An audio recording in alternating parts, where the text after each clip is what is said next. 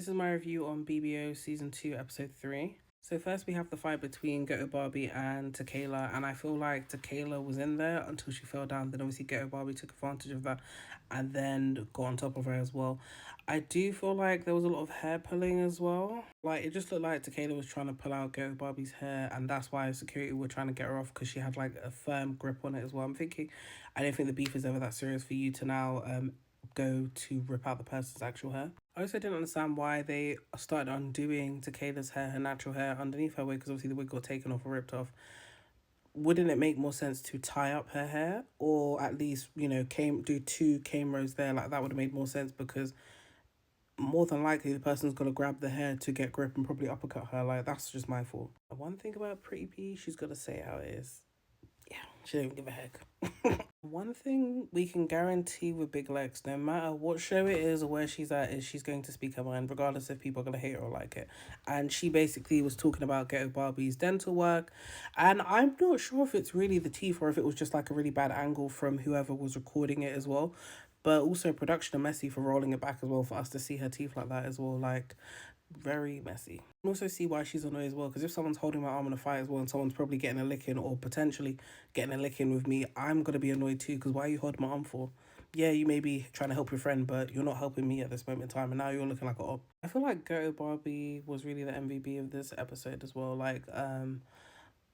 I feel like she was waking up, if I'm honest. Like, and obviously she was in there. I think she won the fight with Ari anyway, though. But Ari really tried with that. But I feel like in general she was calling out what needed to, happen in regards to fades. I was a bit, I was a bit shocked at Ari. I don't know why her picture's not even on here as well when I think about it now.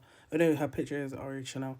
I was a bit shocked that the way she was popping it backstage well, because she was normally like a quiet reserved person. I'm not saying that obviously quiet reserve means that you can't pop it, but I just wasn't expecting that from her. But I think they also need to run it back as well. I don't know if they do during this season of BBO, but maybe at the reunion they can run it back. Yeah, but you could tell that Takeda was really upset though with that fight with Ghetto Barbie in the studio, to the point where they're going back and forth now outside, and Takeda's just really annoyed. So, but I need that, I need that. But Takeda needs to invest in reading or learning how to basically talk back to your opponent, like chat shit to them as well. Because Ghetto Barbie was eating her up outside. Like she just had the quick comebacks, like fast, witty comebacks, and Takeda was like, yeah, I didn't get all this other stuff. Like even when she was telling her how many days they had left, she's like, yeah, 7 days left. She's like, actually six, because and this other stuff. She's like, okay, 6 days. And she didn't really register that the girl was trying to, yeah, I mean, like, she's not registering what's going on. I did find it very weird and extremely weird that they were asking a homeless man for money when he barely has any to himself. I'm glad they ended up asking a stranger as well, though, but the fact that they were annoyed with a homeless man not giving them money when these people are rich, please. I do feel though overall the challenge was a good way of the women to bond as well, especially if a lot of them don't even know each other either. Like they know people probably in passing or through like mutuals or whatever, but they don't actually know each other as well. So this was a good way of them trying to get that bond. I feel like it was a bit weird of Slim to say to Takeda, oh, she doesn't know, but it's like, what do you mean you don't know? Like in my head, I'm just thinking, how do you not know how you feel about her, but you've been basically in the car with her for how long, please? Like, stop being weird. Slim is just looking for a reason at this point as well, and this is why I just have to look at her sideways, because you were fine with her beforehand, but now all of a sudden you get in the car and you talk about, I don't know. Why? Not that you're switching up, but it's like stand on what you're trying to say, because saying you don't know, but then I feel like you had some sort of rapport with her beforehand, so what is going on now? I feel like Slim was just having a bad day. That's what it's just coming across. Like she was just having a bad day, and then it was just the comments that were making people get upset as well, because she's talking about because obviously JG's upset with how Slim came at her in regards to like her commenting saying, oh, you switched up or whatever. She's like, how did I switch up on this person? Blah, blah.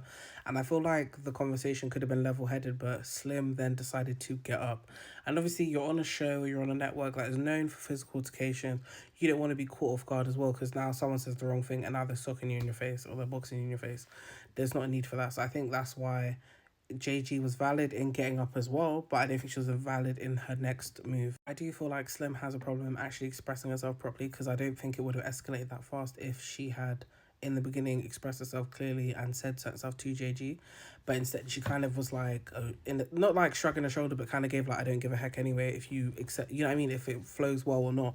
And that's where she kind of lost the argument here, and that's why it escalated as well. Then also, why did you stand up for her as well?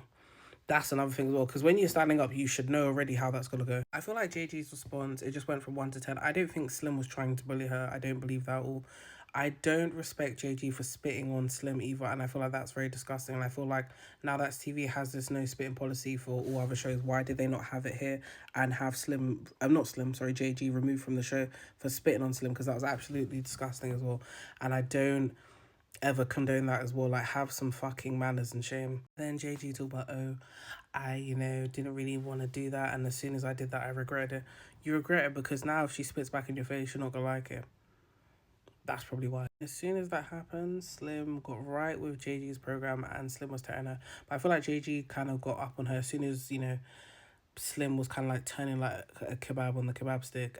It's JG was just knocking her, and Slim was still, she still had reach with her arms though. But I just feel like that fight was all over the place. I didn't even realize that JG was having so much impact on Slim's face when she was fighting her as well, until Slim got up basically, and she had the cut underneath her eye. Then she had her eye was a bit swollen. I'm thinking, what the hell was going on there? And obviously we end off on part of round two of JG and Slim as well, but we kind of see it looks like JG's winning, but you never know how it's gonna go. So we'll see next episode. And I think we had like another addition to the house as well. I forgot the woman's name that was there when she came in, but I don't think she's on this poster either though. But yeah,